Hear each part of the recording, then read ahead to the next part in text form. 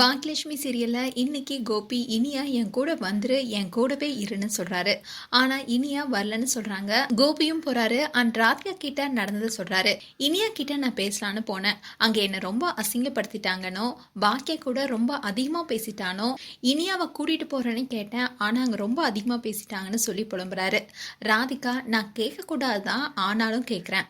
போன தடவை அந்த வீட்டுக்கு போனப்போ உங்க அம்மா என்ன சொன்னாங்கன்னு கேட்குறாங்க. கோபி இந்த வீட்டு பக்கமே வராத, உன்னோட நிழல் கூட படக்கூடாதுன்னு சொன்னாங்கன்னு சொல்றாரு. ராதிகா அப்போ திரும்பவும் அங்க போனா என்ன நடக்கும்னு எதிர்பார்த்தீங்கன்னு கேட்குறாங்க.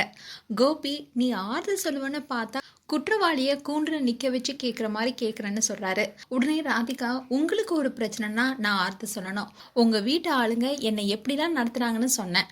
அதை பத்திலாம் யோசிக்கல. குழந்தையே இல்லாம போயிருக்கு, அதை பத்தியும் யோசிக்கல. ஆனா உங்களுக்கு ஒண்ணா நான் வந்து ஆறுதல் சொல்லணுமான்னு பயங்கரமா திட்டிட்டு போறாங்க. இன்னொரு பக்கம் காலேஜ்ல இனியாவையும் அவங்க ஃப்ரெண்ட்ஸையும் கூப்பிட்டு பிரின்சிபல் பேசுறாங்க. அப்போ படிச்சிட்டீங்களா, அசைன்மெண்ட்லாம் முடிச்சிட்டீங்களானோ, போலீஸ் ஃபோன் பண்ணி உங்கள் ஸ்டூடெண்ட்ஸ் குடிச்சிட்டு கலாட்டா பண்ணாங்கன்னு சொன்ன உடனே அவ்வளோ அவமானமாக இருந்துச்சுன்னோ பயங்கரமாக திட்டுறாங்க. அண்ட் இந்த பிரச்சனைக்கு காரணமான 2 பேரை டிஸ்மிஸ் பண்ணியிருக்கேன். அதே மாதிரி தான் உங்களையும் டிஸ்மிஸ் பண்ண போகிறேன். நாளைக்கு உங்கள் பேரண்ட்ஸோட வந்து டிசி வாங்கிட்டு போயிட்டே இருங்கனோ, நீங்கள் கிளாஸ் ரூம்க்கே போகக்கூடாது, என் ரூமுக்கு வெளியே தான் நிற்கணும்னு சொல்கிறாங்க. இதுதான் இன்றைய எபிசோடாக வரப்போகுது.